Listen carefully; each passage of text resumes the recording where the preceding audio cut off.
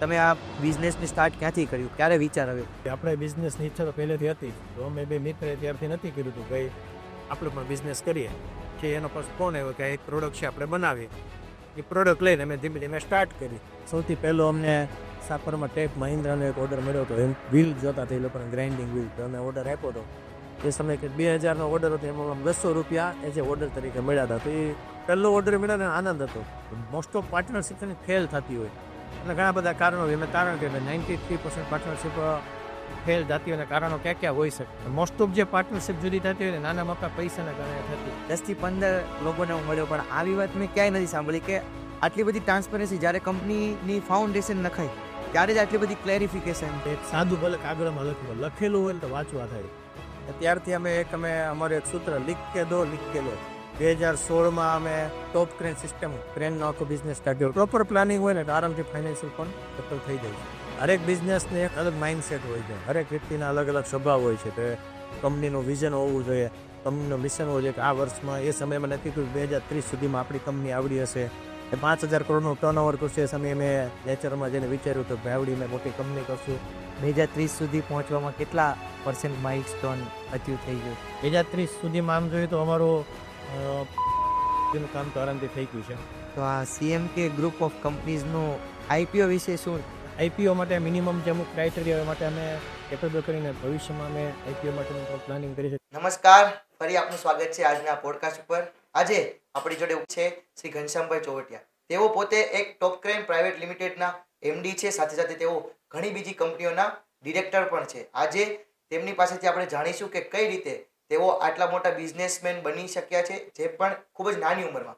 આ યુવાનો માટે ખૂબ જ પ્રેરણાદાયી પોડકાસ્ટ થવાનો છે અને ખૂબ જ નવીનતા સાથે આપણે ઘનશ્યામભાઈના વિચારો જાણીશું અને સાથે સાથે તેઓ પોતાનું જીવન અત્યારે આટલા બિઝી સ્કેડ્યુલ સાથે પણ પોતાની પર્સનલ લાઈફ તેમજ પ્રોફેશનલ લાઈફ કઈ રીતે બેલેન્સ કરે છે, અવનવી વાતો ઘણી બધી જાણીશું. સમય વ્યતીત નહીં કરતા વધારે સીધા ઘનશ્યામભાઈને પૂછીએ. કેમ છો ઘનશ્યામભાઈ? બસ એકદમ મજામાં. દર્શક મિત્રોને જણાવી દઉં કે ઘનશ્યામભાઈ તો મારા મોટા ભાઈ છે અને કહેવાય ને કે આજે એમનો જ પોડકાસ્ટ લેવો એ મારા માટે ખૂબ જ ગૌરવની બાબત છે. તો પ્રથમ પ્રશ્ન મારે, આમ તો હું જાણું જ છું પણ દર્શકો મિત્રો જે નથી જાણતા એમના માટે, ઘનશ્યામભાઈ તમારો ક્યાં જન્મ થયો હતો અને કઈ રીતે તમારું બાળપણ વીત્યું અને તમે કોલેજ સુધીનો અભ્યાસ કર્યો, તો એ વિશે તમે તમારી જર્ની જણાવશો. મારું મૂળ ગામ અમરેલી જિલ્લો, એની બાજુમાં રંગપુર ગામ છે. તાલુકો અને જિલ્લો બંને અમારું અમરેલી થાય છે. અત્યારે હું રાજકોટમાં સ્થાયી છું. ટોપ ક્રેન સિસ્ટમ પ્રાઇવેટ લિમિટેડ કરી ફર્મનો જે હું ડાયરેક્ટર છું. બાળપણ જોવા જઈએ તો 1 થી 6 ધોરણ સુધી હું ગામડે અમારા ગામની પ્રાથમિક શાળામાં ભણ્યો. 6 ધોરણ પછી મારા કાકાની સુરત હતા, તો મારા કાકા મને સુરત ભણવા માટે લઈ ગયા. તો 6 થી 12 મેં સુરત અભ્યાસ કર્યો. 11-12 સાયન્સ અભ્યાસ કર્યા પછી હું અમદાવાદ LD એન્જિનિયરિંગ કોલેજમાંથી ઇન્સ્ટ્રુમેન્ટ એન્ડ કંટ્રોલનો એન્જિનિયરિંગનો કોર્સ કર્યો. ત્યારબાદ હું સ્વાધ્યાય કાર્ય સાથે જોડાયેલો હતો. એટલે 2 વર્ષ સુધી દાદાજીની સંસ્થા જે તત્વજ્ઞાન વિદ્યાપીઠ મુંબઈ થાણે આવેલી છે, એમાં 2 વર્ષ સુધી ત્યાં અભ્યાસ કર્યો. અને ત્યારબાદ હું જોબ માટે રાજકોટ આવ્યો અને રાજકોટમાં ધીમે ધીમે જોબ કરતાં કરતાં બિઝનેસમાં સેટ થયો. આ રીતે મારો અભ્યાસક્રમ પૂરો થયો. ઘનશ્યામભાઈ, તમારા બાળપણ ઉપર વધારે ફોકસ કરીએ. અમે અવારનવાર એવું સાંભળ્યું છે કે તમે પહેલેથી જ તે ભણવામાં ખૂબ જ પ્રભાવશાળી હતા, સાથે સાથે તમે ખૂબ જ લાંબો સમય કહેવાય ને કે રાત્રિ દરમિયાન તમે વાંચન કરતા. તો એ વિશે પણ તમારી કોઈક એવી યાદ હોય એ તમે શેર કરો. અને તમારી કોલેજ તો તમે LD કીધી, પણ સ્કૂલ તમારી કઈ હતી? સુરત. 6 થી 10 હું સંસ્કાર વિદ્યાલયમાં ભણ્યો. ત્યાં મારા ઘરની બાજુમાં જ સ્કૂલ હતી, એટલે નજીક પડે છે, સાથે જઈ શકતા આવી શકતા. અને 11-12 સાયન્સ મેં રામકૃષ્ણ પરમહંસ સ્કૂલ લંબે હનુમાન રોડ ઉપર સુરતમાં આવ્યો, ત્યાં મેં અભ્યાસ કર્યો છે. આમ જોઈને બાળપણ તો બધાને યાદ જ હોય. ગામમાં એ નાના હોય ત્યારે સ્કૂલે ઝાડુ લઈને વાળતા, પછી જે વૃક્ષો હોય એને ડોલે ડોલે પાણી ભરતા. બપોર પછી રિસેસ હોય ત્યારે ગામડે આવતા, ત્યારે દાદાની બધા અમરેલીથી ખરીદી કરીને વાટ જોતા હોય ક્યારે લઈને આવો, એમાં કેળા ખાવા મળે. એ એક તડપ હતી, એ એક બાળપણ હતું. ત્યાં ક્રિકેટ રમતા, હાથીકડા આટા મારતા. એ જે ગામડા બાળપણ છે તો બહુ યાદગાર રહે. પછી સુરત ભણવા ગયા ત્યારે અમે 3 મિત્રો હતા. 3 મિત્રો અમે પહેલેથી ભણવામાં આગળ 1, 2, 3 નંબરમાં 3 મિત્રોને જોઈ.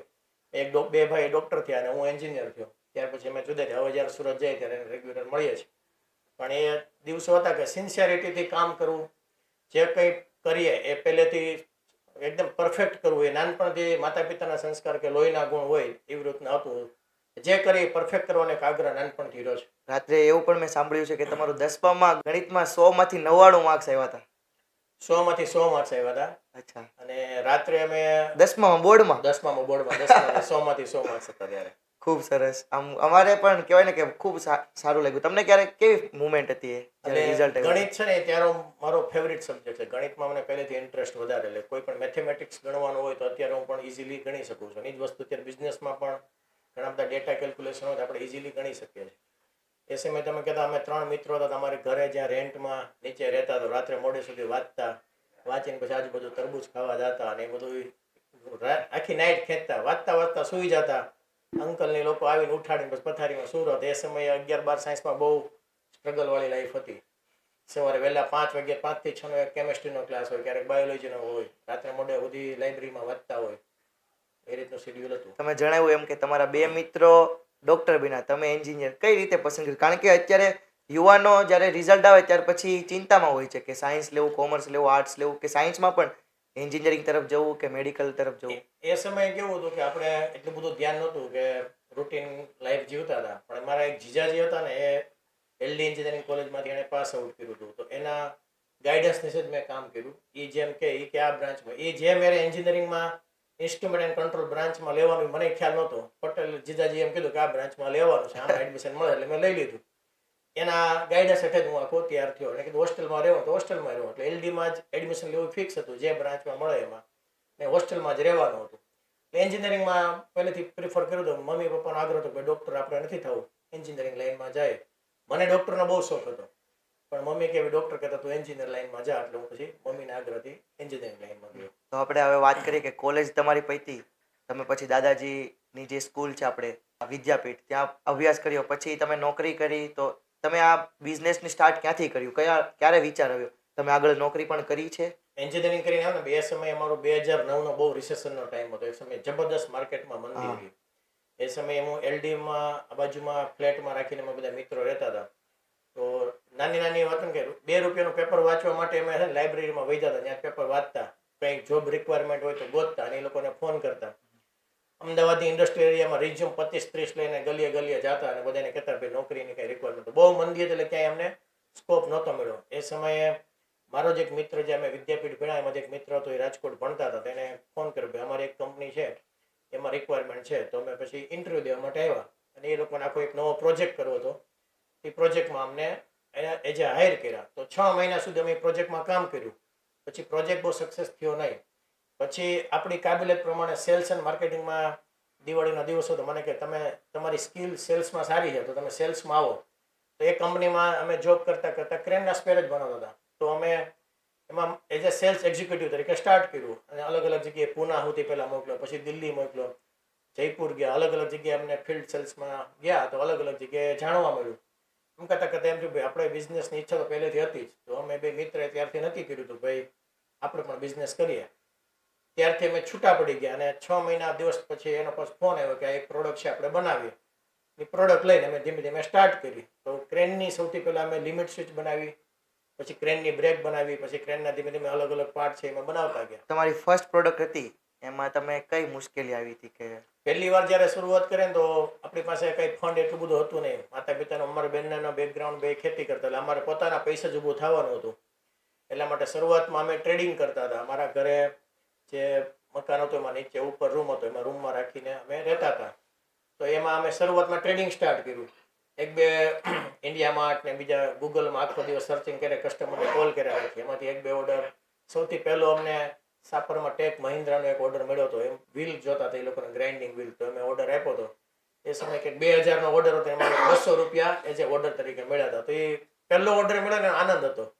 ત્યારે પહેલો ઓર્ડર ભલે 200 રૂપિયા મળ્યા, પણ એ શરૂઆત થઈને એ કોન્ફિડન્સ અંદરથી વધુ પેદા થયો. આજે વાત કરી ઘનશ્યામભાઈ કે પોતાના મિત્ર, તો દર્શકોને હું પણ એ પણ જણાવું કે અત્યારે યુવાનો ફસાઈ જતા હોય છે સારી મિત્રતામાં, પણ એક મિત્રતાનું ઉદાહરણ સાચું શું હોય તો એ ઘનશ્યામભાઈ અને એમના બીજા પાર્ટનર, એમને હું ઇન્ટ્રોડ્યુસ કરવાનું તમને રહી ગયું છે. તો હું આશા રાખી કે ઘનશ્યામભાઈ તે પોતે પોતાની વાત કરે કે તમારા આજે બિઝનેસ પાર્ટનર પણ છે ચેતનભાઈ કોઠિયા અને તમે ઘનશ્યામભાઈ ચોવટિયા, તો તમે બે મળીને આ કંપની શરૂ કરી છે. તો તમે એ મિત્રને ક્યારે મળ્યા હતા અને એ વિશે પણ થોડીક વાત કરો કે કઈ રીતે તમે આગળ વધ્યા? અમે જ્યારે સ્વાધ્યાયમાં હતા તો અમે જ્યારે અમદાવાદ ભણતા અને ચેતને એન્જિનિયરિંગ મોરબી એલી કોલેજમાંથી કર્યું. ત્યારથી અમે પત્ર વ્યવહાર ચાલુ હતો. ભાઈ અમે રામનવમીનો ઉત્સવ આ રીતના ઉજવીએ છીએ, અમે આ રીતના ગેમ રમીએ છીએ, અમે આ રીતના વેલકમ મિલન કરીએ છીએ. સ્વાધ્યાયના ટચમાં હતા પણ મળ્યા નહોતા.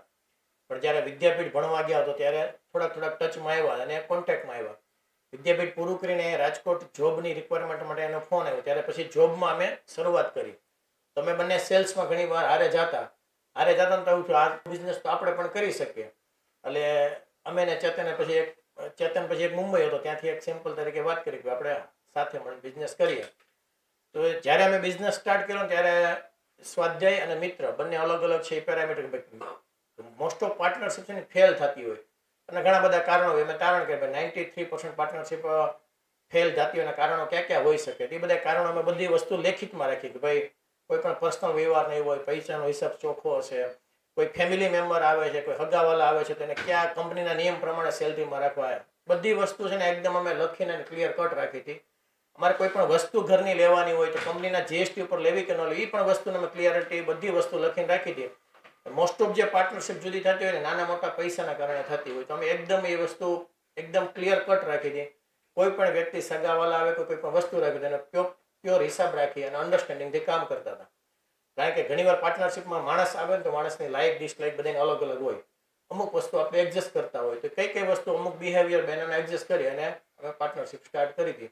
એટલા માટે અત્યારે અમે ઘણી બધી કંપની ચલાવીએ છીએ, ઘણા બધા પાર્ટનર છે, પણ અમારું અન્ડરસ્ટેન્ડિંગ પહેલેથી આ બેઝ ક્લિયર હતો. એ સમયે મને યાદ છે મારા કાકા એક સુરત હતા, એણે પણ મને કીધું ભાઈ જે હિસાબ હોય ને રોજ લખીને રાખો ડાયરીમાં. જે કઈ રોજે રોજનો હિસાબ હતો અમારો એ લખીને રાખતા. એટલે મહિને 6 મહિને જ્યારે બેસે રિસર્ચની એકદમ પહેલેથી ક્લિયરિટી હતી. ક્યારેય કોઈ કોન્ફ્લિક્ટ એવા થયા નહીં. ઘનશ્યામભાઈ, હું વાત કરું કે આજે મેં 10 થી 15 લોકોને હું મળ્યો પણ આવી વાત મેં ક્યાંય નથી સાંભળી કે આટલી બધી ટ્રાન્સપરન્સી જ્યારે કંપનીની ફાઉન્ડેશન નખાય ત્યારે જ આટલી બધી ક્લેરિફિકેશન. તો આજે દાખલા તરીકે હું છું અથવા તો કોઈ બીજા યુવાનો તો એ પાર્ટનરશિપમાં બિઝનેસ શરૂ કરવા માંગી તો તમે આમ એકદમ પ્રોપર કહેવાય ને કે કોટેશન ટાઈપનું અથવા તો એસઓપી કહી શકાય તો એ તમે જરીક વધારે ફોકસ કરશો કે કઈ રીતે કરી શકાય? ઘણી વાર શું હોય આપણે જ્યારે પાર્ટનરશિપ શરૂઆતમાં કરીએ તો બંનેને નીડ હોય, ઇકોનોમિકલ સ્ટ્રગલ એટલા બધા ભણીને જે આવતા હોય તો એ સમયે આપણે ભાવમાં આવીને કે આવેશમાં આવીને લખી નાખતા હોય કે ભાઈ કરી નાખતા હોય પાર્ટનરશિપ, પણ કાંઈ રિટર્નમાં ન હોય.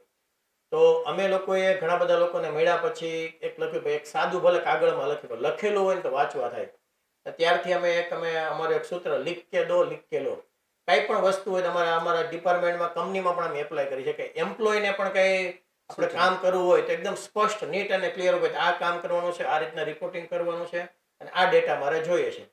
તો એ જે લખેલો જે સ્વભાવ હતો ને એમને અત્યારે બધી રીતના કામ છે. કોઈ પણ પાર્ટનરશિપ આપણે કરીએ છીએ તો ક્યારે લેવાના, કેટલો વ્યાજ પૈસા હોય તો એનું વ્યાજ કેટલું લેવાનું, ભાડું તો કેટલું લેવાનું, પગાર તો કેટલો લેવાનો, કંપનીમાંથી પૈસા આવે. અમે એ જે કંપનીમાં જોઈએ તો 2012 થી કંપની સ્ટાર્ટ કરી તો ક્યારેય સેલરી સિવાયના એક્સ્ટ્રા પૈસા અમે ક્યાં નાખતા હતા? કંપનીના ડેવલપમેન્ટ માટે જ નાખતા હતા. ક્યારેય અમે એવું નથી કે 15-20 લાખ રૂપિયા ઘરે લઈ ગયા અને મોજશોખ માટે વાપર્યા હોય. તો એકદમ વસ્તુ જેટલી વસ્તુ ડિટેલમાં આપણે લખી શકીએ. ઘણું તો આપણે ગયા પછીનું પણ શું ઓપ્શન હોઈ શકે, વાઈફ, માતા પિતા, એ બધી વસ્તુ પણ અમે ડિટેલમાં લખીને રાખી હતી. તો આપણે જ્યારે હરેક મિત્રોને કહેવાનું મન થાય કે જ્યારે પણ આપણે નવી પાર્ટનરશિપ કરતા હોય તો ખાસ A to Z પોઈન્ટ છે ને જેટલા વિચારીને આવતા હોય ને બધા લખી નાખવાના. અને સંકોચ પણ બંને મિત્રોએ લખીએ એટલે ક્લિયર કરીને સહી કરીને રાખવા જોઈએ. અને બીજા વડીલોને પણ સાથે રાખીને કહ્યું અમે આવા રીતના નિર્ણય લીધો છે તો એ પાર્ટનરશિપ છે ને લાંબો સમય સુધી ચાલી શકે એવું મારું માનવું છે. ઘનશ્યામભાઈ, વાત કરીએ કે તમે પહેલા ટ્રેડિંગ કરતા, પછી તમે ઇનિશિયલ મેન્યુફેક્ચરિંગ સ્ટાર્ટ કર્યું, તો આ અત્યારે જે અમે કેમ્પસમાં બેઠા છીએ એ કેમ્પસ તો બહુ મોટું વિશાળ છે. તો તમે બધું ફાઇનાન્શિયલ ઇસ્યુ લોકો ફેસ કરતા હોય છે તો એને તમે કઈ રીતે હેન્ડલ કર્યો, ટેક ઓવર કર્યું હતું? એટલે શરૂઆતમાં અમે જ્યારે ટ્રેડિંગ કરતા તો વસ્તુ લઈ આવે વેચવે ડાયરેક્ટ નફો થતો, પણ અમે ઘણી બધી ટ્રેનિંગ લીધી. અમુક સમયે આપણે કહે ને કે ખોટા હુજ પ્રમાણે બિઝનેસ કર્યો હતો. અમે બંને પાર્ટનર જ્યારે 3 કરોડનું ટર્નઓવર થયું ને ત્યાં સમયે અમે ઊભા રહી ગયા. હવે આગળ કંઈ ગમે એટલી મહેનત કરે તો 3 થી વધતું નહોતું. એ સમયે અમારા જીજાજી જે હું કહું છું જેને મને એડમિશન લેવા એને ફોન કર્યો, એને 1-2 મિત્રને મને નંબર આપ્યો કે એ લોકોને તું પૂછ, એ લોકો સારું અમદાવાદમાં કામ કરે છે. તો એ લોકોએ એક સમયે મને કીધું કે તમારે આપણે કોઠા હાઉસથી તો બિઝનેસ કરીએ છીએ પણ સારા એન્ટરપ્રિન્યોરશિપ બનવા માટે તમારે સારા લોકોની ટ્રેનિંગ લેવી જોઈએ. એટલા માટે અમે એ ભાઈને ફોન કર્યો અને મને કીધું ભાઈ 2-3 લાખ રૂપિયા તમારે ટ્રેનિંગમાં નાખશો, તમારામાં પહેલાં ઇન્વેસ્ટ કરશો ને તો તમે મોટું કામ કરી શકશો. તો એ સમયે 3 કરોડ ટર્નઓવરમાં જ્યારે અમે બિઝનેસ સ્માર્ટ સંતોષ નાયરનો કોર્સ કર્યો ત્યારે 6 લાખ રૂપિયા ફી હતી. 2016માં એક વ્યક્તિની 3.5 લાખ રૂપિયા અને બેની થઈને 7 લાખ રૂપિયા થતી. એ સમયે બહુ ઝાઝા રૂપિયા લાગતા હતા. પણ જીજાજીને પહેલા પૂછ્યું તો એણે કીધું હતું કે આટલું માઇન્ડસેટ થશે, એટલે પહેલેથી માઇન્ડસેટ તૈયાર હતું. તો જે ફંડ એ દે છે તો 7 લાખ રૂપિયા પોતાનામાં નાખીને તમારે કેવડું ઇન્વેસ્ટમેન્ટ કરીને આઉટપુટ કેટલો હશે ને અમારા મગજમાં ક્લિયર હતું. જ્યારે અમે ચેક આપ્યો ત્યારે બંને મિત્રોએ નક્કી કર્યું આપણે આ ચેક આપીએ છીએ એમાં બેસ્ટ ઇમ્પ્લિમેન્ટ કરવું છે. તો અમારી 26 લોકોની બેચ હતી રાજકોટની. એમાં ઘણા બધા મોટા મોટા બિઝનેસમાં હતી, નાના નાના યંગ એન્ટરપ્રિન્યોર અમે બંને હતા. ત્યારે પહેલી જ દિવસે મેં નક્કી કર્યું આપણે જે શીખવાડે ને બેસ્ટ ઇમ્પ્લિમેન્ટ કરવું છે. એ સમયે અમે મટીરિયલ લેવા અમે પોતે જતા હતા, બિલે અમે પોતે બનાવતા હતા, પરચેઝ અમે પોતે કરતા, ટ્રાન્સપોર્ટમાં માલ નાખીને અમારી ગાડીમાં નાખીને ડિલિવરી કરવા અમે જતા હતા. એ ક્લાસ ધીમે ધીમે શીખતા ગયા કે ભાઈ એન્ટરપ્રિન્યોરશિપનો ક્યાં ક્યાં ગુણ હોવા જોઈએ, ડેલિગેશન કેવું હોવું જોઈએ. તો નેક્સ્ટ અમે માણસો રાખતા ગયા. માણસો રાખીને ધીમે ધીમે અમે ડેલિગેશન કરતા ગયા. કયો પૈસો કયા સમયે આવે છે એનાથી કયું મલ્ટિપ્લિકેશન મળે છે, બેઝિક ગણિતથી અમે આગળ વધતા ગયા.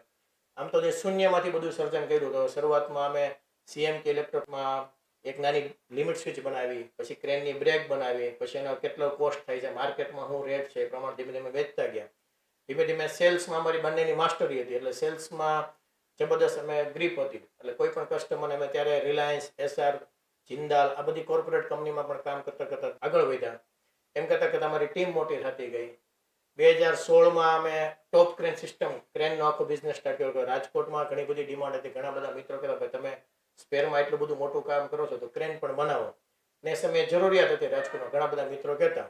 તો એ સમયે અમે 2016થી ક્રેનનો બિઝનેસ ચાલુ કર્યો. CMKનો અમુક ફંડ અમે ટોપ ક્રેનમાં ડાયવર્ટ કર્યું. જે ફંડ આવતું ગયું બિઝનેસમાં નાખતા ગયા. ફેમિલીની જે નીડ હતી એ પ્રમાણે સાઈડમાં પૂરું કરે, અમુક પોર્શન ફેમિલી નીડમાં આપ્યો. પહેલેથી અમે કોઈ પણ ફાઇનાન્શિયલ કઈ રીતના મેનેજ કરતા, તો કોઈ પણ EMI આવે છે કે એનું કેટલી ઇન્ટરેસ્ટ સબસિડી કેટલી આવશે, કેટલો હપ્તો આવશે, એ બધી કેલ્ક્યુલેશન કરતા. એટલું આપણે એક એક વસ્તુનું કેલ્ક્યુલેટિવ કામ કરતા, જેથી કરીને અમને કોઈ પણ બોર્ડ એવું કોઈ જ નથી કે ભાઈ કેમ હપ્તો ભરાશે, કેમ EMI થશે, બધું કેલ્ક્યુલેશન હોય અને એકદમ ટ્રાન્સપરન્ટ. અમે 1 થી 5 તારીખ સુધીમાં હરેક એમ્પ્લોયની સેલરી કરી દેવાની. અમારા વેન્ડર છે તેનું અમારું ફિક્સ છે કે ભાઈ દર મંગળવારે અને શુક્રવારે વેન્ડરનું પેમેન્ટ કરી જ દેવાનું. એટલે કોઈ પણ વેન્ડરનું પણ પેમેન્ટ બાકી નથી રહેતું, કોઈ પણ એમ્પ્લોય પણ અમને ન કહે છે કે અમારા ફંડ બાકી છે. અને પાર્ટનરશિપમાં પણ એટલે પહેલેથી પ્રોપર પ્લાનિંગ હોય ને તો આરામથી ફાઇનાન્શિયલ પણ સેટલ થઈ જાય છે. તમે જેમ વાત કરી કે તમે નવા નવા કહેવાય ને કે સેમિનાર અથવા તો વેબિનાર અથવા તો કોર્સિસ એ તમે લીધા, તો એમાં જે અત્યારે વિદ્યાર્થીઓ અથવા તો યુવાનો છે એ લઈ નથી શકતા પણ એને જાણવાની ઈચ્છા છે કે એમાં કરાવે શું, તો એ તરીકે વાત કરશો તો ગમશે. એટલે એમાં શું હોય કે હરેક બિઝનેસનું એક અલગ માઇન્ડસેટ હોય છે, હરેક વ્યક્તિના અલગ અલગ સ્વભાવ હોય છે. તો સ્વભાવ પ્રમાણે આપણે આગળ વધવું, સૌથી પહેલું આપણી અંદરની કહેવાય ને કે વિલિંગનેસ હોય છે કે મારે આગળ વધવું છે, મારે આગળ જવું છે. મેં પહેલેથી એવું હતું તો અમને આમ તો ભાઈ ટોપ આપણે કેમ ન થઈ શકીએ, આપણે ટોપમાં કેમ ન હોઈ શકીએ. જોકે સ્વાધ્યાયના વિચાર છે, દાદાજી અમારે એમ કહે છે કે હરેક યુવાન છે ને ટોપમાં હોવો જોઈએ. તો આપણી પ્રોડક્ટ, આપણા માણસો, આપણું ટીમ, આપણી કંપની કેમ ટોપમાં ન હોય, એના માટે કંઈક આપણું સપોર્ટિવ નોલેજ જોતું હોય. આપણે જે ફિલ્ડમાં એન્જિનિયરિંગ કર્યું હોય કે માસ્ટર કર્યું હોય એ નોલેજ તો આપણી પાસે હોય જ. પણ જે લોકોએ મલ્ટિપલ કંપનીમાં આવી ટ્રેનિંગ આપી હોય એ લોકોની સાથે આપણે આપણું નોલેજ પણ ધીમે ધીમે વધતું જાય. એટલે સારા પુસ્તકો, સારા ટ્રેનિંગ લઈએ જેના થકી આપણા માઇન્ડને ગ્રોથ માઇન્ડસેટ માટેનું વાતાવરણ મળે તો આપણે આરામથી ગ્રોથ કરી શકીએ છીએ. એટલે માટે યુવાનોને ખાસ કે જેટલું રીડિંગ થાય, જેટલા સારા લોકોનો, આપણે ગુજરાતીમાં કહેવાય જેવો સંગ એવો રંગ, જેટલા સારા લોકોનો સંગ હોય એવો બિઝનેસ માઇન્ડના લોકો સાથે રહે તો આપણું માઇન્ડ એ પ્રમાણે કામ થાય. પોઝિટિવ વાતાવરણ સાથે રહીએ તો 100% આપણે પોઝિટિવ વાતાવરણ વાઇબ સેવા મળે જ છે. આપણી અંદરની વિલિંગનેસ ની બહુ કે મારે શીખવું છે, મારે આગળ વધવું છે, એ વ્યક્તિનું કોઈ બહારથી ન આપી શકે. એ તો આપણે અંદરથી જ એવું થવું જોઈએ કે મારે આગળ વધવું છે, મારે આ શીખવું છે, આ ટાર્ગેટ, આ ટાઈમ લાઈનમાં મારે આ કરવું છે. એના માટે ઘણા બધા ગોલ હોય તો ગોલ પણ એ સમયે અમે અમુક કોર્સ કર્યા હતા. ભાઈ આ સમયમાં અમારો ગોલ છે, કંપનીનું વિઝન હોવું જોઈએ, કંપનીનું મિશન હોવું જોઈએ કે આ વર્ષમાં, એ સમયે મેં નક્કી કર્યું 2030 સુધીમાં આપણી કંપની આવડી હશે, આવી પ્રેક્ટિસ હશે. કેવડી છે 2030માં એ સમયે અમે કોઈ GE ની પ્રેક્ટિસ કરતા હશું. પછી 5,000 કરોડનું ટર્નઓવર કરશું. એ સમયે અમે નેચરમાં જઈને વિચાર્યું હતું કે આવડી અમે મોટી કંપની કરશું. વર્લ્ડના અલગ અલગ જગ્યાએ અમારી બ્રાન્ચીસ હશે, ઇન્ડિયામાં અલગ અલગ જગ્યાએ અમારી બ્રાન્ચીસ હશે. તો અત્યારે અમારી અમદાવાદ, પુણે, બેંગ્લોર, ફરીદાબાદ, ઇન્દોર, રાયપુર, જમશેદપુર આ બધી જગ્યાએ બ્રાન્ચ છે. ટૂંક સમયમાં અમે દુબઈમાં પણ પ્લાનિંગ કરીએ છીએ કે બ્રાન્ચ કરીએ. આ રીતના અલગ મતલબ કહેવાનું વિલિંગનેસથી જે કામ કરીએ ને, વિઝન કરીએ, ગોલ કરીએ તો આરામથી ગોલને એચીવ કરી શકે છે. તો આપણો પોતાનો એક ગોલ હોવો જોઈએ કે મારે આટલા સમયમાં મારે અહીં પહોંચવું છે. તો હરેક જો યુવા પેઢી છે કે જે બિઝનેસમેન છે, તો પોતાના ગોલને લખે ને રોજ વિઝ્યુલાઇઝ કરે તો એ મનની શક્તિથી, મનની તાકાતથી આપણે કામ આરામથી કરી શકીએ છીએ. 2030 સુધી પહોંચવામાં કેટલા % માઇલસ્ટોન અચીવ થઈ ગયો છે? 2030 સુધીમાં આમ જોઈએ તો અમારું 50% સુધીનું કામ તો આરામથી થઈ ગયું છે. પણ જે આંકડાની દ્રષ્ટિએ ન જોતા, જે અમારું કંપનીને મલ્ટિપલ લેવલે લઈ જવાનું હતું, અલગ અલગ લોકો સાથે કામ કરવું, અલગ અલગ પ્રોડક્ટમાં કામ કરવું, મટીરિયલ હેન્ડલિંગ પ્રોડક્ટમાં, તો એ બધી જગ્યાએ મેં ઘણું બધું એચીવ થઈ ગયું છે. ટર્નઓવરના રેશિયોમાં અમે થોડાક પાછળ રહેશું, પણ તો અંદરથી તો ઈચ્છા એવી છે કે થઈ જ જશું, કારણ કે હજી અમારી પાસે 2-3 વર્ષ છે, તો આમાં ઘણું બધું આગળનું પ્લાનિંગ છે, તો એ પ્રમાણે પણ થઈ જશે. વિલિંગનેસ એવી છે કે થઈ જશે. એક ગામડાનો યુવાન આજે ટોપ ક્રેનને ગ્લોબલ સ્તરે લઈ ગયો, ત્યારે કહેવાય ને કે કઈ કઈ તકલીફો આવતી? દાખલા તરીકે અત્યારે તમે આમ જોઈએ તો પર્સનલી તમને જાણીએ છીએ, એટલે મહિને તમારી ટ્રીપ તો હોય જ તે ફોરેન માટેની, તો તમે આ બધું ગ્લોબલ સ્તરે કઈ રીતે લઈ ગયા? એટલે અમે શરૂઆતમાં કીધું ને કે ભાઈ મારી કંપની કે ટોપ ક્રેન છે, તો મારી ક્રેન કે મારી હોઇસ્ટ બધાના મગજમાં આવવું છે કે આ લોકો બનાવે છે. તો પહેલાં મેં એવું કીધું રાજકોટ લેવલ આપણી બ્રાન્ડ સારી થાય. 2016, 17, 18 અમે એવું કર્યું. એના માટે ઘણા બધા પહેલાં કોઈ એક મોડલ લઈ આવ્યા, એની કોપી કરી, બનાવી, તો એ બનાવી વેચી નાખી. 300 જેટલા મશીન વેચ્યા. તો એમાં ઘણા બધા 6 મહિના પછી પ્રોબ્લેમ આવવા માંડ્યા કે અમારે ક્રેનના નાના મોટા પ્રોબ્લેમ હતા, ગિયર બોક્સ, અવાજ કરવો, ડેમેજ થવું. એ બધામાંથી શીખ્યા પછી આપણા પોતાના આઈડિયાથી એવું વિચાર્યું કે ભાઈ જર્મન કંપનીના ગિયર બોક્સ લઈએ તો બહુ મોંઘા પડે છે, બીજા લોકલ લઈએ તો બહુ સસ્તા પડે, એમાં મેન્ટેનન્સ આવે છે. તો વચ્ચેનો રસ્તો શું કરવો? તો અમે 2018થી એલિકોન ગિયર બોક્સ, જે આપણી સારી એવી આણંદમાં જે કંપની છે, તો કીધું આપણું જ પોતાનું ઇન્ડિયાનું આગળ જાય, તો એલિકોનના ગિયર બોક્સથી જે બેઝિક કરતાં થોડુંક પ્રીમિયમ અને બહુ પ્રીમિયમ કરતાં થોડુંક સસ્તું પડે, કસ્ટમરને પરવડે ને, કસ્ટમરને એપ્રોચ રાખીને અમે નવું મોડલ બનાવ્યું. તો એ મોડલ અમારું બહુ સરસ સક્સેસ છે. અત્યારે અમે કસ્ટમરને બિંદાસ છાતી ઠોકીને કે અમારી પ્રોડક્ટમાં આ પ્રોબ્લેમ નહીં આવે. તો રાજકોટનું અમારું માર્કેટ સેટ થયું, પછી ધીમે ધીમે અમે ગુજરાતમાં સેટ થતા ગયા. ધીમે ધીમે અમે ભાવનગર, જામનગર, કચ્છને ટાર્ગેટ કર્યો. તો બીજા રાજ્યમાં આગળ ગયા. તો એક સ્ટેપ પછી અમે સ્ટ્રેટેજી શીટ દર મહિને બનાવતા હોય, તો અમે નક્કી કર્યું કે હવે આપણે ક્રેનનું વધુ માર્કેટ ક્યાં છે? તો રાયપુર છે, રાજસ્થાન છે, MP છે, તે બધી જગ્યાએ અમારા બ્રાન્ચને માણસોને રાખીને ખતરા કર્યા.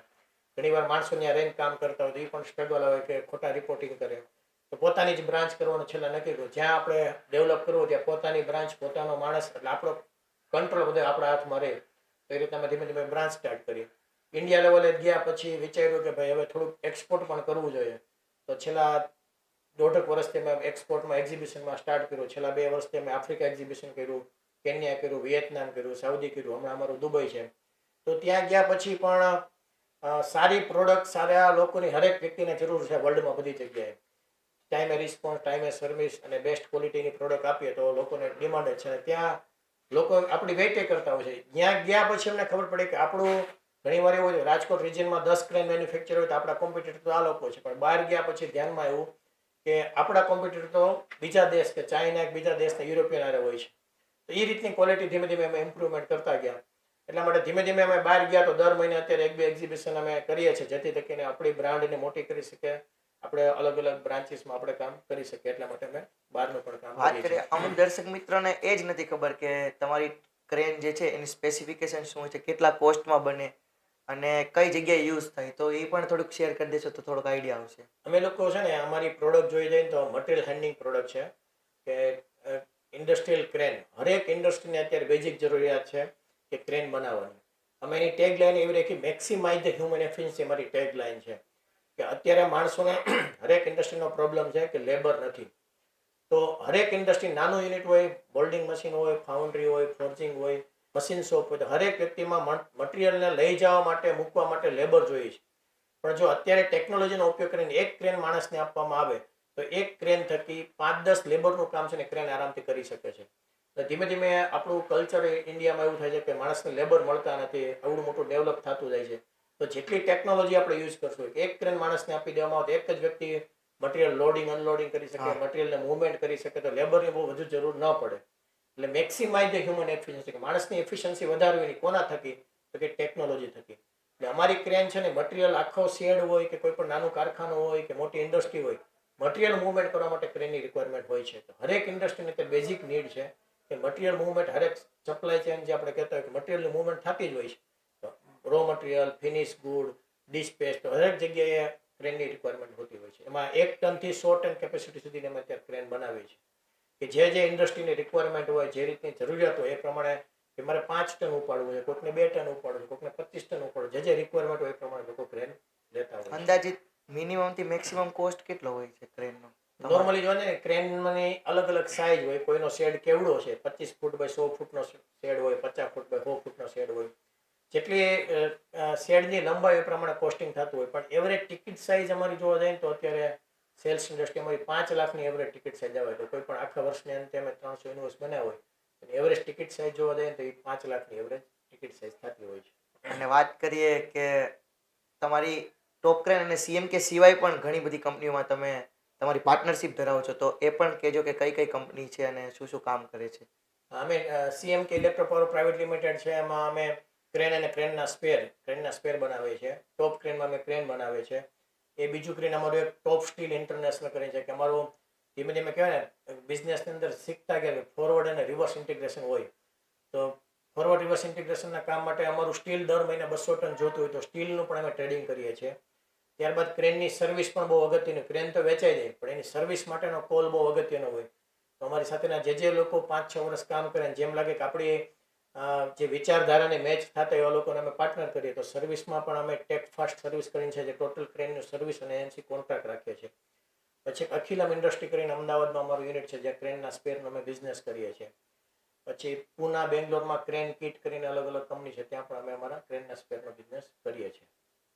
બીજું એક અમારું EET કરીને ગ્રુપ છે, કે એનર્જી એન્ટરપ્રિન્યોર એનર્જી ટ્રાન્સફોર્મર, 22 જણા લોકોનું ગ્રુપ છે. જે અમે જે બિઝનેસ કોર્સ સ્માર્ટનો કર્યો, જે લોકો ટોપ પરફોર્મર હોય એ બધા સાથે મળીને માઇન્ડસેટ વાળા લોકો ભેગા થયા અને એક EET કરીને ગ્રુપ કર્યું. 3 મહિને લર્નિંગ અને અર્નિંગ થાય, એકબીજાની ચેલેન્જીસ અલગ અલગ હોય, નવી પ્રોડક્ટ મળે. તો એ EET કરીને 22 જણાનું અમારું ગ્રુપ છે. તો એ 22 જણા પણ પાર્ટનર છે. અત્યારે અમે આમ જોઈએ તો 7-8 કંપનીમાં અલગ અલગ પાર્ટનર છીએ અને 30 થી 35 લોકોનો પાર્ટનરશિપનું ગ્રુપ છે. સાથે સાથે અમારું CPVC કેસાલી કરીને top plastic product private limited, CPVC ના પાઇપ અને ફિટિંગ એગ્રી પ્રોડક્ટને પણ અમે બનાવીએ છીએ. તો આ CMK ગ્રુપ ઓફ કંપનીઝનું IPO વિશે શું ધારણાઓ છે? IPO એવું છે કે આમ જોઈએ તો અમારા બધા ફંડમાં બિઝનેસની નીડ નથી હોતી, પણ આપણી કંપનીની બ્રાન્ડ થાય, આપણું દેશ લેવલે સારું નામ થાય, ગવર્મેન્ટ પ્રોજેક્ટમાં એન્ટ્રી કરી શકીએ. તો IPO એક એવું ટૂલ્સ છે અત્યારના બિઝનેસમાં. જેમ AI જેમ ટૂલ્સ છે, એ રીતના IPOમાં IPOમાં ગવર્મેન્ટ સેબીના નિયમો બહુ સારા છે, કે હરેક ઇન્ડસ્ટ્રી વર્લ્ડ લેવલે જવી જોઈએ. અત્યારે અમે બહાર પણ જતા હોય કે કોઈ પણ મોટી કંપનીમાં જતા હોય તો લિસ્ટેડ કંપની હોય તો લોકોને એક ટ્રસ્ટ દે છે. બીજું અત્યારે પહેલા અમારું માઇન્ડસેટ અત્યારે કેવું હોય કે ભાઈ બધું વ્હાઇટ નો દેખાડતા હોય. અમારું પહેલેથી માઇન્ડસેટ હતું, જે સમયમાં એક્સાઇઝ લીધું બિઝનેસ કર્યો ત્યારે. અત્યારે અમે GST તો પ્યોર બિલિંગ વ્હાઇટનો બિઝનેસ કરીએ છીએ, જેથી કરીને આપણું જે ચોપડે એકદમ ક્લિયરિટી રહે. અને પાર્ટનરશિપ માટે પણ બહુ અગત્યનું છે, હિસાબ ગણતરી કરવા માટે બહુ ઇઝી રહે છે. જેટલો ટેક્સ ભરીએ છીએ આપણે બહુ ફાયદા માટે હોય છે, એટલે અમે પ્યોર વ્હાઇટ બિઝનેસ કરીએ છીએ. IPO માટે મિનિમમ જે અમુક ક્રાઇટેરિયા હોય માટે અમે કેપેબલ કરીને ભવિષ્યમાં અમે IPO માટેનું પણ પ્લાનિંગ કરીએ છીએ, કે SME IPOમાં જઈએ, આપણી કંપનીને લિમિટેડ કરીએ, હરેક લોકોને એક ટ્રસ્ટ બેસે, ફોરેનમાં પણ આપણે સારા કામ કરી શકીએ. એટલા માટે અમે IPOનું પણ પ્લાનિંગ કરીશું. પ્યોર વ્હાઇટ બિઝનેસ બહુ ઓછા લોકો બોલતા હોય છે. તમે કઈ રીતે આ વિચાર્યું હતું? કારણ કે એમાં પ્રોફિટ માર્જિન તમારું ઓછું થઈ જતું હોય છે, એવો લોકો વિચારતા હોય છે. એમાં IPO માટે અમુક ગટ ફીલ હોવા જોઈએ, કે લોકોને ઘણીવાર પોતાનો કેટલો ફાયદો થાય છે એમ્પ્લોયને પણ ન કહેતા હોય, પોતાને પાર્ટનર પૂરતું જ મર્યાદિત હોય. પણ જ્યાં સુધી આપણા ડેટા બધા લોકોને ખ્યાલ હોય તો બધા લોકો એમાં ફોકસથી કામ કરી શકે. IPO માટે શું આપણા બધા ડેટા ઓપન કરવા પડે, એ આપણે ગટ ફીલ રાખવી જ પડે. આપણે જો આપણા પાર્ટનર કે એમ્પ્લોય કે ફેમિલીને ન ડિક્લેર કરતા હોય તો ગામને ક્યાંથી કરી શકશું? પણ એના માટેનો ટેક્સ ભરવા માટેની જે ગટ ફીલ છે ને બહુ અગત્યની છે, કે મારે આટલો ઇન્કમ ટેક્સ આવશે, કે આટલો મારો પર્સનલ ટેક્સ આવશે, પેઢીનો આટલો ટેક્સ આવશે, એ ભરવા માટેની આપણી વિલિંગનેસ હોવી જોઈએ. એ જો આપણે વિલિંગનેસ હોય તો આપણે કોઈ પણ જગ્યાએ ઊભા રહી શકીએ. આપણી કંપનીની પોતાની વેલ્યુએશન વધે છે, પોતાની કંપની એક ગ્લોબલ લેવલે જાય છે. એટલા માટે આપણા ડેટા છે ને એ એકદમ ક્લિયર હોય ને તો આપણે હિસાબમાં પણ હેરવું પડે, આપણી પ્રોડક્ટ ક્યાં લેવલે લઈએ. અત્યારે હું 50 વોઇસ્ટ વેચું છું, એ જ વોઇસ્ટ હું 100 વેચું તો મારી પાસે ઓવરહેડ તો હરખા જ છે, પણ 100 વોઇસ્ટ વેચીશ તો મારો જે રેશિયો, જે સાયકલ છે વધુ ફરવાની છે. તો ઓછા નફે વધુ કામ પણ કરી શકું છું. તો એ ઘણા બધા બેનિફિટ એમાં થઈ શકે એમ છે. ગયા ફાઇનાન્શિયલ યરમાં ઘનશ્યામભાઈ ચોવટિયાએ કેટલો ટેક્સ ભર્યો કંપની સાથે બધું?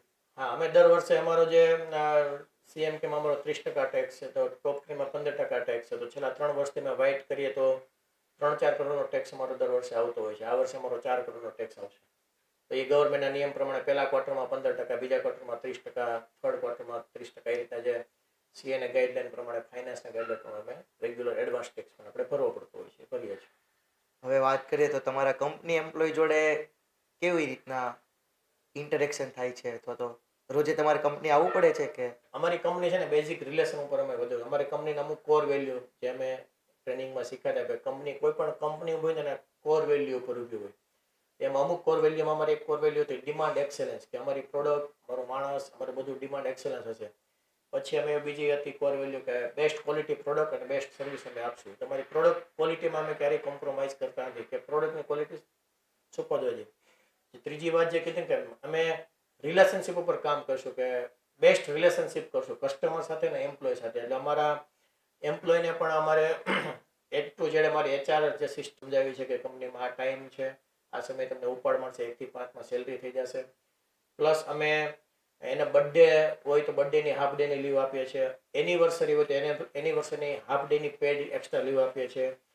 ગવર્મેન્ટના જે પીએફના બેનિફિટ હોય એ બધું અમે આપીએ છીએ. ટીમ એન્ગેજમેન્ટ એક્ટિવ માટે અમે 3 મહિને એકવાર બધા એમ્પ્લોય ફેમિલી સાથે વર્ષે દર ક્વાર્ટરલી મળીએ છીએ. વર્ષમાં એકવાર અમે રમતોત્સવ, ખેલ મહાકુંભ, દર 26 જાન્યુઆરી અમારો ફિક્સ ડે છે, કે એ દિવસે અમે આખી કંપનીના બધા એમ્પ્લોય ફેમિલી સાથે મળી સવારથી સાંજનું અમારું શેડ્યુલ હોય કે કબડ્ડી, ખોખો, ક્રિકેટ, આ બધી ઇન્ડોર ગેમ, આઉટડોર ગેમ બધી રમીએ છીએ. પછી કંપનીના જે અમુક આપણા ઉત્સવો જે આવે છે, કે નવરાત્રિ આવે, ગુરુ પૂર્ણિમા હોય, પછી અમુક ધનતેરસ હોય, તો એ બધી પૂજન છે અમારા કંપનીના કલ્ચરમાં લઈ આવ્યા છે. જેથી કરીને અમારી કંપનીનું કલ્ચર છે કે એવરી ડે પ્રાર્થના કરવાની, 8:30 પ્રાર્થના કરીને એમ્પ્લોય બધા કંપનીનું કામ સ્ટાર્ટ કરે છે. પ્રાર્થના કર્યા પછી હરેક ડિપાર્ટમેન્ટ હોય 5 મિનિટની મિટિંગ હોય છે કે આજે આપણે આ કામ કરવાનું છે. એ પૂરું થયા પછી લીડરોની એકવાર 9:30 થી 9:45 મિટિંગ હોય છે કે આજે અમે આ કરશું, અને ગઈકાલે અમે આ કર્યું. તો રોજનું રિપોર્ટિંગ સ્ટ્રક્ચર હોય છે, weekly meeting, monthly meeting, quarterly strategy seat, ને બધાની વચ્ચે અમે ઓપનલી ડિસ્કસ કરીએ, અને એ રીતના કંપનીનું આખું એટમોસ્ફિયર અમે મેન્ટેન કરીએ છીએ. ખૂબ સરસ. અને હવે વાત કરીએ, તમે અત્યારે વિદ્યાર્થીઓ અથવા તો યુવાનો જે નવા નવા બન્યા છે એને ક્યાંક ક્યાંક ભૂલાઈ જશે, કારણ કે કંપનીના સમય પછી મિત્રો જોડે આવું બહાર જવું, અથવા તો તમે આવું ક્યારેય ફેસ કર્યું તો કઈ રીતે હેન્ડલ કરો છો? અને જોયું છે કે તમે સ્વાધ્યાય પરિવારમાં પણ જોડાયેલા છો, તો આ બધું કઈ રીતે બેલેન્સ કરો છો? એટલે ઘણી બધી આજે કહે ને કે કંપનીનો ગ્રોથ થાય, મેન હાથ તો દાદાજીના વિચાર જ છે કે પહેલેથી અમે પંક્ચ્યુઅલિટી, જે દાદાજી મને યુવા કેન્દ્ર વખતથી યુવા કેન્દ્રમાં કામ કર્યા પછી ધીમે ધીમે એમાં જવાબદારી લેતા થયા. તો બેઝિક જે ગુણ છે ને કે ભાઈ દાદાજીનો કે માણસ છે એ ભગવાનને ગમતો થવો જોઈએ, ડ્યુઅલ પર્સનાલિટી વાળો માણસ ન હોવો જોઈએ. આજે હું બોલું કંઈક ને કંઈક કરતો બીજું હોય, તો જે વસ્તુ છે ને એથિક્સ પહેલા મારામાં હોવા જોઈએ. એટલે પહેલેથી ફેમિલી, પ્રોફેશનલ અને પર્સનલ લાઈફને બેલેન્સ કરવાનું પહેલે કોઈ પણ વ્યક્તિ છે પોતાનું દૈનિક શેડ્યુલ છે ને ક્લિયર કરવું જોઈએ કે મારે આજે શું કામ અગત્યના છે. આપણું to do list as a બિઝનેસમેનની દ્રષ્ટિએ જોઈએ તો મારી પહેલી હેબિટ એવી છે કે હું ફેક્ટરીમાં આવીને પહેલાં બધું મૂકીને પહેલાં મારું ટુ ડુ લિસ્ટ બનાવું છું કે આજે મારે ક્યાં ક્યાં કામ કરવાના છે. ઇમ્પોર્ટન્ટ કામ હોય સવારે પહેલાં પ્રાયોરિટીમાં લઈ લઉં છું, જે મિટિંગ હોય બધી સવારે પતાવી લઉં છું. અને પ્રોફેશનલ કામમાં લગભગ જે ટાઈમ ટુ ટાઈમ શેડ્યુલ હોય, મિટિંગ હોય, એ પ્રમાણે જ અમે કામ કરીએ છીએ. અને કૌટુંબિક કે પર્સનલ લાઈફમાં કે બાળકો સાથે, ફેમિલી સાથે, સ્વાધ્યાયકારીને સાથે ટાઈમ, તમારો ટાઈમ ફિક્સ જ હોય છે. બધી વસ્તુ દાદાજીએ પંક્ચ્યુઅલિટી, કે આપણી નિયમિતતા હોવી જોઈએ, પંક્ચ્યુઅલિટી હોવી જોઈએ, આપણું કમિટમેન્ટ હોય એ પ્રમાણે આપણે પહોંચી જવા જોઈએ. તો બધી વસ્તુ છે ને એ સ્વાધ્યાય થકી, યુવા કેન્દ્ર થકી, દાદાજી થકી ગીતાજીના વિચાર અમારા જીવનમાં આવ્યા છે. તો અમારા માણસોને પણ અમે એ રીતના, મારા વ્યક્તિગત જીવનમાં, કુટુંબમાં અમે જઈએ તો સોશિયલ મીડિયા અત્યારે કાર્યની દ્રષ્ટિએ તો કે બને એટલો ઇફેક્ટિવ ટાઈમ ઘરે ગયા પછી સોશિયલ મીડિયામાં યુઝ જ નથી કરતો. 8 વાગે ઘરે ગયા કે 7 વાગે ઘરે ગયા પછી ફેમિલી સાથે, બાળકો સાથે ટાઈમ વિતાવવાનો, સન્ડે હોય તો બાળકો સાથેનો ટાઈમ વિતાવવાનો, બાળકો સાથે ગેમ રમવાની, વાઈફ સાથે કંઈક ફરવા જવાનું, બધું શેડ્યુલ ફિક્સ હોય છે. સ્વાધ્યાય કાર્ય હોય છે તો સ્વાધ્યાય કાર્યના દિવસો જે અમારા ફિક્સ હોય, વ્રતિ, પૂજારી, ભાવફેરીમાં જવાનું, તે સમય ફિક્સ હોય છે. પહેલી પ્રાયોરિટી ભગવાનના કામને હોય છે કે ભાઈ મારી વ્રતિનો વાર આ છે, પૂજા, એ દિવસે કોઈ બિઝનેસ આપણે શેડ્યુલ લેતા નથી. શેડ્યુલ જો પરફેક્ટ કરીએ તો આરામથી પર્સનલ અને પ્રોફેશનલ બંને બેલેન્સ થઈ જઈ શકે છે. છેલ્લે મારે એક તમને પ્રશ્ન કરવો છે કે જે કંઈ પણ તમે અત્યારે છો એમના માટે તમે તમારું બિગેસ્ટ સેક્રિફાઈસ તમે જીવનમાં શું આપ્યું છે, તો તમે શું કહેશો? હું અત્યારે જે કાંઈ છું ને એ કેવું હોય ને તો દાદાજી થકી છું, કે પાંડુરંગ શાસ્ત્રી આઠવલે થકી છું, કે જેના ઘણા બધા લોકો બિઝનેસમાં હોય છે, પણ દાદાજીનું મને પહેલેથી એક વાક્ય હતું કે આપણે ફર્સ્ટ ક્લાસ એન્જિનિયર હોય, ફર્સ્ટ ક્લાસ ડૉક્ટર હોય, સામે ફર્સ્ટ ક્લાસ મનુષ્ય પણ થવો જોઈએ, ફર્સ્ટ ક્લાસ પતિ પણ થવો જોઈએ, ફર્સ્ટ ક્લાસ પુત્ર પણ થવો જોઈએ, ફર્સ્ટ ક્લાસ ભાઈ પણ થવો જોઈએ.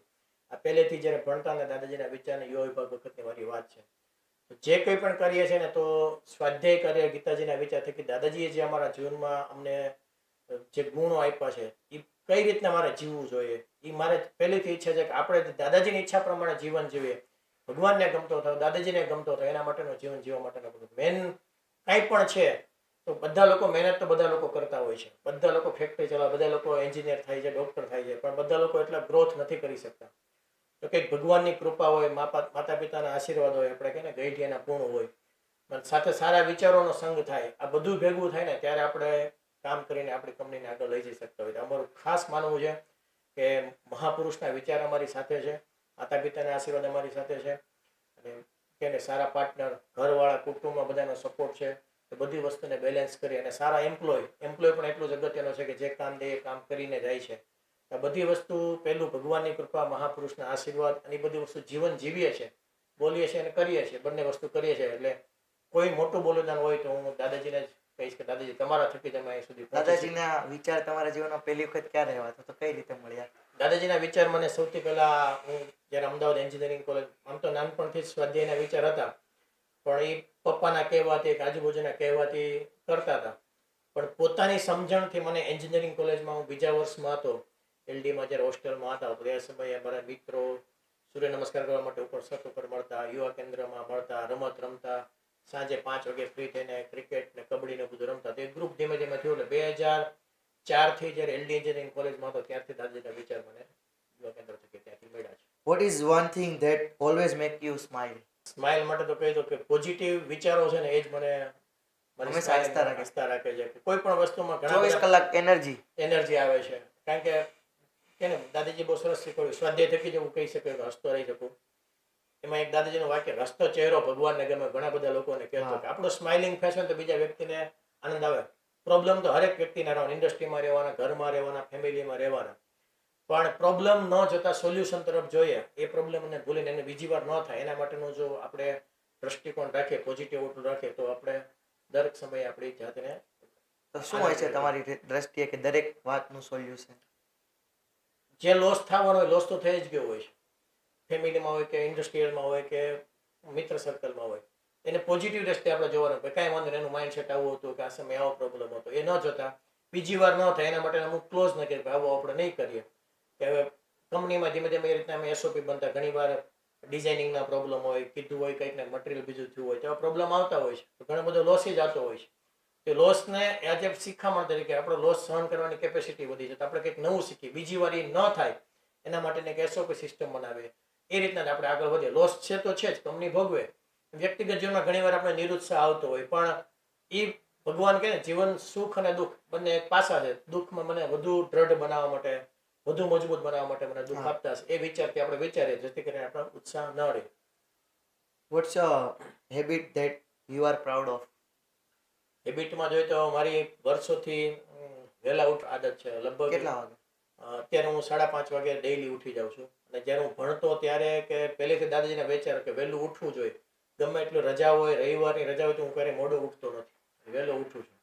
એટલે પહેલી ઉઠવાની આદત છે, વહેલી ઉઠવાનું. બીજી આદત છે કે કસરત, એક્સરસાઇઝ. તો દાદાજીએ સૂર્ય નમસ્કાર અમને ઉપાસના તરીકે આપ્યો હતો. હું લગભગ છેલ્લા 24 વર્ષથી વિધાઉટ બ્રેક, એક પણ દિવસનો બ્રેક રાખ્યો, કોઈ પણ જગ્યાએ ટ્રાવેલિંગ કરતો હોય, કોઈ પણ જગ્યાએ પ્રસંગમાં હોય, સૂર્ય નમસ્કારને હું સૂર્ય નમસ્કાર રેગ્યુલર કરું છું. એમાં ક્યારેય ખાંચો પડ્યો નથી. અને ઉપાસનાની દ્રષ્ટિએ કે કસરતની દ્રષ્ટિએ એને લઈએ છીએ. What is your weirdest business habit? એવું કશું છે? બિઝનેસ હેબિટમાં મેં કીધું સારામાં સારી હેબિટ છે તો પહેલા ટુ ડુ લિસ્ટ બનાવવું જોઈએ. પ્રાયોરિટી પ્રમાણે કામ તારીખ વાઇઝ મારી ડાયરીમાં હોય છે, એમાં રોજે રોજનું લખું છું એ પ્રમાણે મોજોરિટી મારા કામ પણ થઈ જાય છે. જો એ મેનેજ કરીએ તો આપણે ઘણા બધા આપણે અગત્યના કામ છે ને કરી શકીએ છીએ. ઘણી વાર આપણું ટુ ડુ લિસ્ટ જ ન હોય તો ગમે એ કામ આપણે હળવદતો પ્રશ્ન લઈ લઈએ છીએ, આખો દિવસ આપણામાં પસાર થઈ જાય છે. એ સમયે જો ટુ ડુ લિસ્ટ હોય તો મારે ક્યાં ક્યાં કામ કરવાના, કયા સ્લોટમાં કરવાના છે, ઇમ્પોર્ટન્ટ કામ બધું થઈ જાય, એ પ્રોબ્લેમ વાળું કામ આપણે આરામથી બીજા સમયે કરી શકીએ. ટુ ડુ લિસ્ટ પ્રમાણે કામ કરીએ ને તો બહુ સારી રીતે આપણે આપણા લાઈફને પસાર કરી શકીએ છીએ, મારું માનવું છે. છેલ્લે બે છે, one thing you never compromise on. એક છે ઓનેસ્ટી છે ને, એમાં હું ક્યારેય કોમ્પ્રોમાઇઝ નથી કરતો. કે જે મારું કમિટમેન્ટ છે એમાં હું ક્યારેય કોમ્પ્રોમાઇઝ નથી કરતો. કે ગમે એવું થઈ જાય ગમે એવું થઈ આપણી પ્રામાણિકતા છે ને ક્યારે આપણે વેચવી ન જોઈએ, એને આપણે પ્રામાણિકતાથી જ જીવન જીવવું જોઈએ. અને બીજી વસ્તુ છે આપણું કમિટમેન્ટ. જે કમિટમેન્ટ આપ્યું છે કમિટમેન્ટ આપણે કામ કરવું જોઈએ. ઘનશ્યામભાઈ પોતાને શું કમિટમેન્ટ આપ્યું છે? મેં મારી જાતને કમિટમેન્ટ આપ્યું ક્યારેક ડ્યુઅલ પર્સનાલિટી જીવનમાં નહીં લાવવાની. જે વસ્તુ આપણે બોલ્યા છે જેવા દેખાય છે એવા જ આપણે હોવા જોઈએ, ફેમિલીમાં, પ્રોફેશનમાં, ગમે એ જગ્યાએ. મારી જાતને કમિટમેન્ટ અમને દર વર્ષે આપણે કંઈક ને કંઈક નવા ટાર્ગેટ લેતો હોય. હમણાં છેલ્લા 1.5-2 મહિના મેં 5 રાઉન્ડ શૂટિંગ કર્યો. મારી જાતને કમિટમેન્ટ કર્યું હતું 5 રાઉન્ડ રેગ્યુલર નિયમિતતાથી કરું છું. એમાં ક્યારેય કોમ્પ્રોમાઇઝ કરતો નથી. અને છેલ્લે બિઝનેસમાં જોતા હશો એમ એના માટે છે one word for competition. Competition ઝોનમાં છે જ નહીં. આમ જોઈએ તો કોમ્પિટિશન એક ગેમ છે કે હું મારી પ્રોડક્ટને કેમ બેટર બનાવું, હું મારી કંપનીને કેમ બેટર બનાવું, મારી જેટલી મારી વીકનેસ હોય બોટલને કોઈને કેમ ઇમ્પ્રુવમેન્ટ કરું. હરેક આ દુનિયામાં આટલા બધા લોકો છે, બધા પોતપોતાના રસ્તે ચાલે છે. તો બીજાની લીટી ટૂંકી કરવા કરતાં મારી લીટી કેમ લાંબી થાય છે, મારી વીકનેસ શું છે એ આપણે જોઈએ તો કોમ્પિટિશન છે જ નહીં. પણ મારો ગ્રોથ છે કે મારું યર ટુ યર મારું કંઈક ને કંઈક ઇમ્પ્રુવમેન્ટ થવું જોઈએ, મારી વીકનેસ છે દૂર થવી જોઈએ, મારી સ્ટ્રેન્થ છે હજી વધુ સારી કેમ થાય એ જો વિચારીએ તો કોમ્પિટિશન જેવું કંઈ લાગતું નથી. છેલ્લે સીધો સંદેશો ઘનશ્યામભાઈ તરફથી ઓડિયન્સને. બસ સંદેશો તો બધો કે બધા યુવાનોને ખાસ વિદ્યાર્થીઓને જીવનમાં કંઈક નાના મોટા કરાર હોવા જોઈએ, કંઈક ગોલ હોવા જોઈએ. અને એ ગોલ માટેનો આપણું કમિટમેન્ટ હોવું જોઈએ કે આ કમિટમેન્ટ માટે માણસ ખૂપી જવો જોઈએ. મારે કંઈક ને કંઈક મારા ગોલ હોય છે કે આ સમયમાં મારે આટલું કરી લેવાનું છે. ટાર્ગેટ હોય ને તો જ માણસ કામ કરી શકે છે. ગોલ હોય તો ગોલને કઈ રીતના વિઝ્યુલાઇઝ કરવા, કોની સાથે એવા મિત્રો હોવા જોઈએ કે આપણે એને કહી શકીએ, એવા બિઝનેસમેન હોવા જોઈએ. અત્યારના યુવાનોને કહેવા જોઈએ તો આપણા માટે સોશિયલ મીડિયાનો બને એટલો ઉપયોગ ઓછો કરવો જોઈએ. ઉપયોગ કરીએ છીએ તો પોઝિટિવ દિશામાં ઉપયોગ કરવો જોઈએ. ઘણા બધા એમાં ન સાંભળવાનું આપણે સાંભળતા હોય, ન જોવાનું જોતા હોય. તો આપણું ગ્રુપ સર્કલ મિત્ર એવો છે જે આપણી સાચી દિશામાં લઈ જાય. અત્યારે આપણે મોસ્ટ ઓફ ટાઈમ પાસ ઘણો બધો થતો હોય છે. તો આપણી વાંચવાની હેબિટ, સારા આપણી પોતાની લાઈફના સારા પ્રસંગો લખવાની હેબિટ, આ બધું હોતું નથી. તો આપણે પર્સનલ અને પ્રોફેશનલ બેલેન્સ કરવા માટે આપણી અંદર જો સારી હેબિટ હશે, જેમ મેં કીધું ભાઈ સોશિયલ મીડિયાનો ઉપયોગ ઓછો કરવો, સારા પુસ્તકોનું વાંચન કરવું, સારી વહેલા ઉઠવાની કસરત, એક્સરસાઇઝ, ઘણી બધી સારી વસ્તુ છે. સારી વાતો આપણા જીવનમાં લાવીએ તો આપણે 100% ગ્રોથ કરીએ છીએ, એવું મારું માનવું છે. છેલ્લે ખૂબ જ આભાર ઘનશ્યામભાઈ તમારો. અને કહીએ ને કે જીવનમાં કઈ રીતના પાર્ટનર ગોતવો અથવા તો જીવનમાં કઈ રીતના મિત્ર શોધવો એ પણ એક કહેવાય ને કે શ્રેષ્ઠ ઉદાહરણ આપણને ઘનશ્યામભાઈ અને ચેતનભાઈ. આપણે આશા રાખીએ કે ચેતનભાઈનો પણ આપણે ક્યારેક પોડકાસ્ટમાં મળીશું. એટલા માટે કહેવાય ને કે ખૂબ જ સારો પાર્ટનર અને ખૂબ જ સારો મિત્ર કઈ રીતે શોધવો એ આજના પોડકાસ્ટથી આપણને પ્રેરણા મળે છે. સાથે સાથે લોકો ડરતા હોય છે, યુવાનોને પણ એવું હોય છે કે આપણે સરકારના પૈસા બૂચ મારવા છે. અમે એવું કોલેજમાં સાંભળતા હોય કે જેટલું થાય એટલું આપણે સરકારનું બૂચ મારીએ. પણ ટોટલી વાઇડ બિઝનેસ કઈ રીતના કરવો, ઓન પેપર બિઝનેસ કઈ રીતના કરવો, અને કરીને પણ એક કહેવાય ને કે નાના એવા ફેમિલી, ખેડૂત ફેમિલીમાંથી આવીને ફર્સ્ટ જનરેશન અને એ પણ ખૂબ જ સક્સેસફુલ બિઝનેસમેન કઈ રીતે બનવું. તો આ ઘનશ્યામભાઈના પોડકાસ્ટ થકી યુવાનો હંમેશા કહેવાય ને કે પ્રેરણા લેતા રહેશે.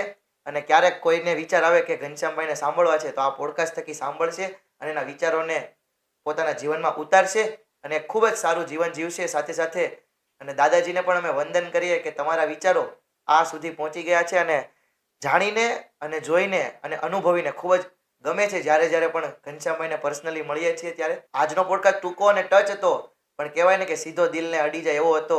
છેલ્લે એક લાઇનથી હું આ પોડકાસ્ટનો અંત લાવીશ. જીવનમાં ઉતાર ચઢાવ તો ઘણા પણ આવશે, પણ કહેવાય ને કે સીધી લાઈન તો છે ને ભાઈ ECGમાં પણ આપણને પોસાય એમ નથી. એટલે સીધી લાઈન આપણે જીવનમાં જોતી જ નથી. ઉતાર ચઢાવ આવે છે. એમ જ ઘનશ્યામભાઈ પોતાના કમિટમેન્ટમાં ખૂબ જ કહેવાય ને કે મક્કમ છે. સવારે 5:30 વાગે ઉઠવું એટલે ઉઠવું જ, પછી 5 રાઉન્ડ સૂર્ય નમસ્કારના કરવા એટલે કરવા જ. તો એવા તમે પણ તમારા ટુ ડુ લિસ્ટ અથવા તો ગોલ લિસ્ટ સેટ કરો અને કરો. ખૂબ જ આશા રાખીએ આ તમને ગમ્યો હોય પોડકાસ્ટ. ફરી આવી જ પર્સનાલિટી જોડે મળીશું આપણે આપણી ચેનલ ઉપર. ત્યાં સુધી તમારું ધ્યાન રાખો અને keep motivating to others and keep motivating to yourself two.